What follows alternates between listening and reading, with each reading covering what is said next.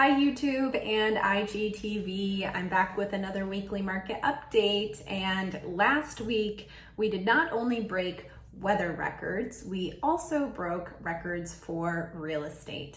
So July closed out last week, and in July we actually broke a record for having the most sales in July ever.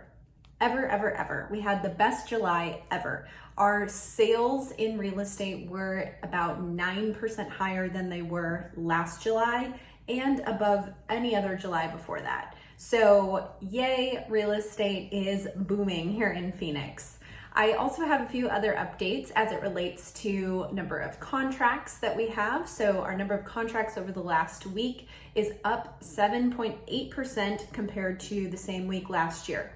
So we have more contracts, so homes getting under contract this year than we did last year at this time. So that's another sign that things are continuing to move. In addition to that, we've had 28% of sales close over the asking price. This isn't new news. This has happened over the last few weeks, but it is continuing to happen. So last week we had 28% of those sales closing over asking price.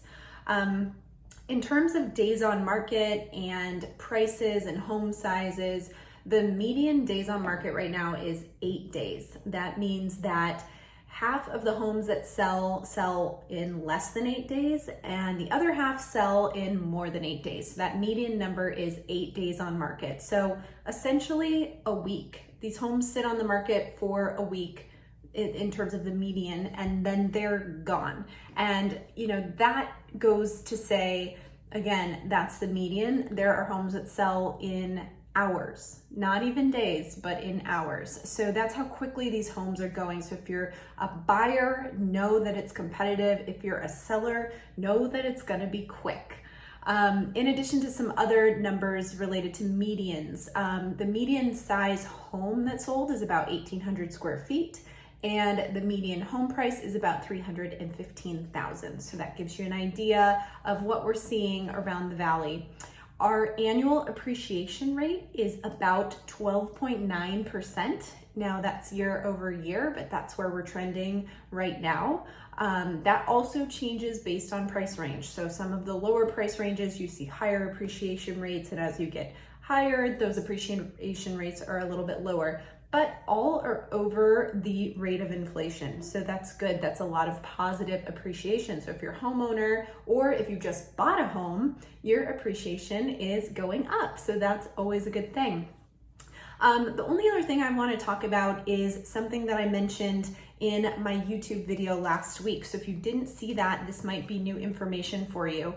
But basically, talking about how do we do things to prevent 2008 from occurring again, or why is the current time different than 2008? And so here's the biggest difference. In 2008, we had a huge supply of homes and not enough demand.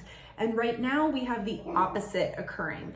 And to give you an idea of the amount of homes for sale versus the increase in population, in the years 2001 to 2006, our housing growth was around roughly 26%, but our population growth was around 16%. So you can see there was an oversupply of homes and not enough people to live in them. Although we had a lot of false demand and people buying homes with no intention of living in them, which is what created the bubble. But today, between 2006 and 2020, we roughly have had a housing growth of about 17%, but our population has grown roughly about 26%. So now we don't have enough homes for all the people that live here. So we have the opposite problem, which then drives our prices up because there's not enough homes available, so there's more competition. So that's the situation that we're in right now as it relates to the greater Phoenix real estate market. We'll see what happens in the near future, but from everything that we can see right now, prices will probably continue to go up or stay somewhat stable and not come down because unless we end up getting an oversupply of homes, this competition is going to be here, which will drive prices up. So that is my update for this week. I know it's a lot of stats, but I figured I would hit all the main points to give you a good update on what's going on. And I will see everyone next week on my next market update. Have a great week.